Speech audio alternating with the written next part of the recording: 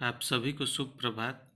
हम आपकी हिंदी पाठ्य पुस्तक वसंत भाग 3 की पाठ संख्या 12 सुदामा चरित्र जो नरोत्तम दास जी द्वारा रचित है को पढ़ रहे हैं।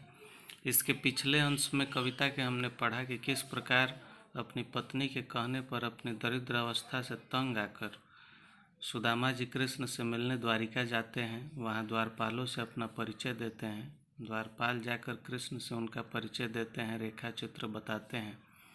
यह सुनते ही कृष्ण दौड़ते हुए सुदामा से मिलने आते हैं और इनकी बुरी स्थिति देखकर उनका हृदय द्रवित हो जाता है, आंखों में आंसू आ जाते हैं। फिर दोनों लोग अंदर जाते हैं। बचपन की बातें होती हैं। सुदामा संकोचवश अपनी पत्नी का दिया हुआ चावल का पोटली छुपाते हैं, लेकिन कृष्ण जान जाते हैं और बचपन की कुछ यादें, गुरु माता के दिए हुए चने की बात कहकर वह पोटली निकलवाते हैं। इस तरह 1-2 दिन का समय सुदामा का कृष्ण के यहाँ सेवा भगत में बीतता है। उसके बाद जब अब वहाँ से वापसी विदाई का समय होता है तो सुदामा की सारी समस्याओं को जानने के बाद भी विदाई में कृष्ण सुदामा को कुछ नहीं देते, खाली हाथ उन्हें वापस भेज देते हैं। जिस पर सुदामा के हृदय में जो भाव उत्पन्न हो रहे हैं उसका वर्णन नरोत्तम दास जी ने इन पंक्तियों में किया है, जो इस प्रकार है।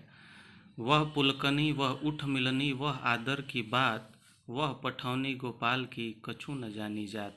यानी कि कृष्ण का वह पुलकित होना, वह उठकर मिलना, वह आदर से बातें करना, लेकिन कृष्ण की विदाई वाली बात कभी भुलाई नहीं जा सकती। सब कुछ जानते हुए खाली हाथ विदाई कर दिया। मन में उनके इस चीज़ का दर्द है तो कह रहे हैं कि घर घर कर उड़त फिरे तनक दही के काज, कहा भयो जो अब भयो हरि को राज समाज।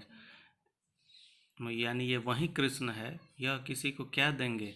ये वही कृष्ण है जो थोड़ी सी दही के लिए घर घर हाथ फैलाया फिरते थे और चोरी किया करते थे। क्या हुआ, जो आज सारा राज समाज इन्हीं का हो गया है, ये राजा हो गए हैं, लेकिन है तो ये वही ना जो दही के लिए घर घर हाथ फैलाते थे।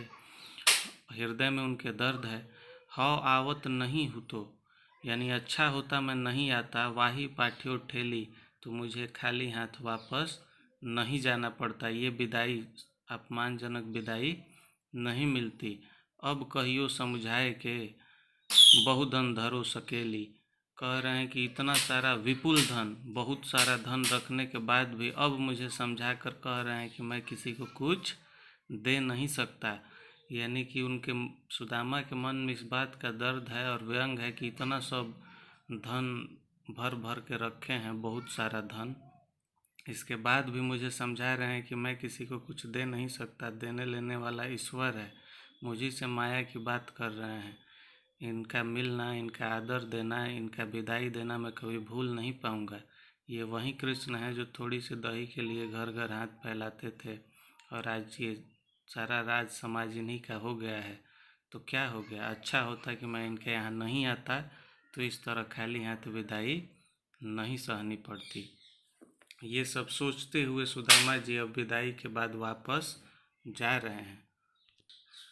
यही सब सोचते हुए सुदामा जी वापस जा रहे हैं। इसमें कुछ जटिल शब्द आए हैं, पहले उनके बारे में बता दूं तो हम लोग आगे बढ़ेंगे। पुलकनी का मतलब होता है पुलकित होना, उठे अर्थात उठकर, मिलने अर्थात मिलना, आदर मतलब सम्मान, पठौनी का अर्थ है विदाई, गोपाल श्री कृष्ण को कहा जाता है, कछु अर्थात कुछ भी, जानी जात मतलब भुलाया नहीं जा सकता, आवत यानी आया, हुतो मतलब होता, वाही मतलब उसने, पठ्यो मतलब भेज दिया, ठेली मतलब खाली हाथ, कर ओढ़त फिरे मतलब हाथ फैलाए फिरना, तनक थोड़ा सा, कहियो मतलब कहता है, समझाए के मतलब समझाने समझाकर, बहु मतलब बहुत, धन मतलब संपत्ति, धरो मतलब रखी, और सकेली मतलब विपुल यानी बहुत ज़्यादा।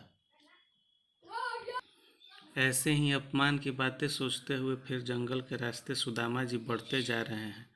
अब प्रसंग है कि जब वो अपने गांव पहुंचते हैं तो वहां उनको अपना गांव पहचान ही नहीं आ रहा, सारा गांव बदल गया है।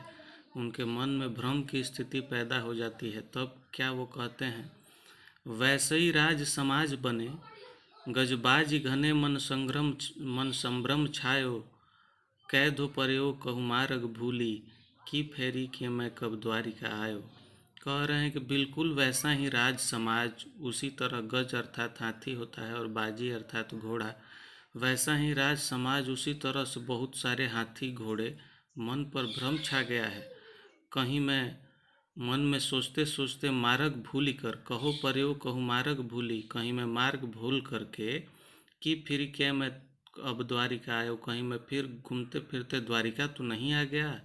भवन बिलोक भी को मन लोचत, सोचत ही सब गाँव मझायो। यानी कि अपना भवन देखने के लिए मन अब ललायित हो रहा है, ललचित हो रहा है। सोचत ही सब गाँव मझायो, पूरे गांव भर में ढूंढ लिया। पूछत पांडे फिरे सब सो।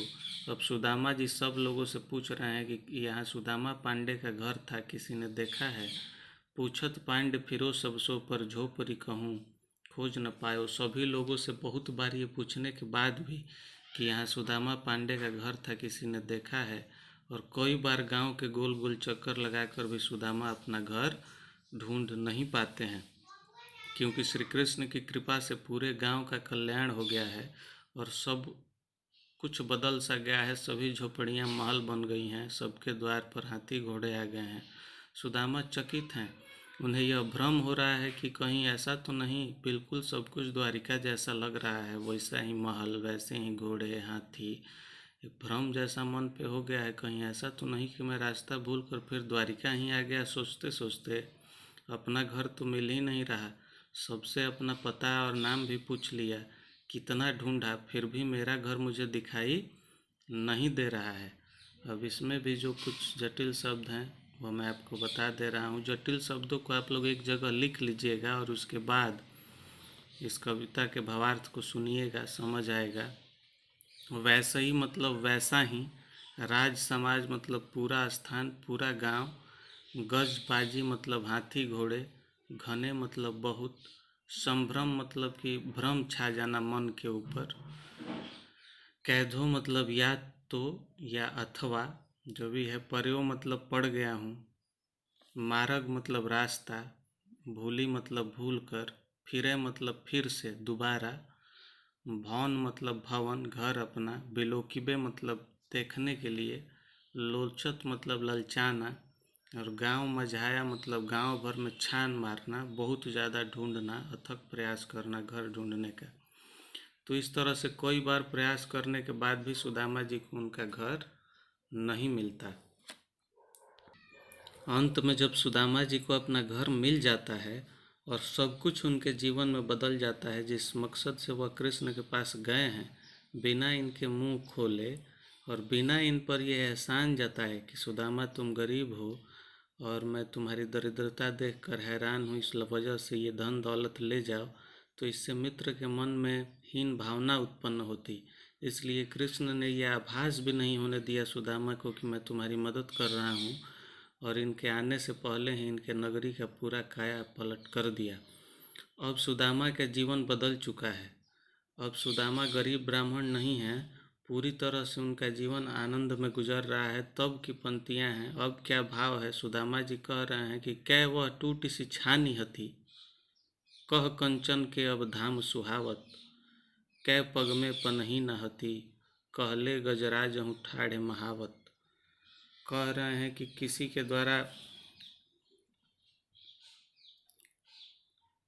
देखते हैं सुदामा जी की कहाँ झोपड़ियाँ होती थी, जहाँ झोपड़ी होती थी वहाँ अब मतलब कै वह टूटी सी छानी होती, कहाँ टूटी फूटी झोपड़ी होती थी, जिसके स्थान पर कह कंचन के अब धाम सुहावत, अब सोने के महल शोभा दे रहे हैं। जहाँ पहले टूटी फूटी कुश की झोपड़ियाँ होती थी, वहाँ अब सोने के सुंदर महल बने हुए दिखाई पड़ रहे हैं।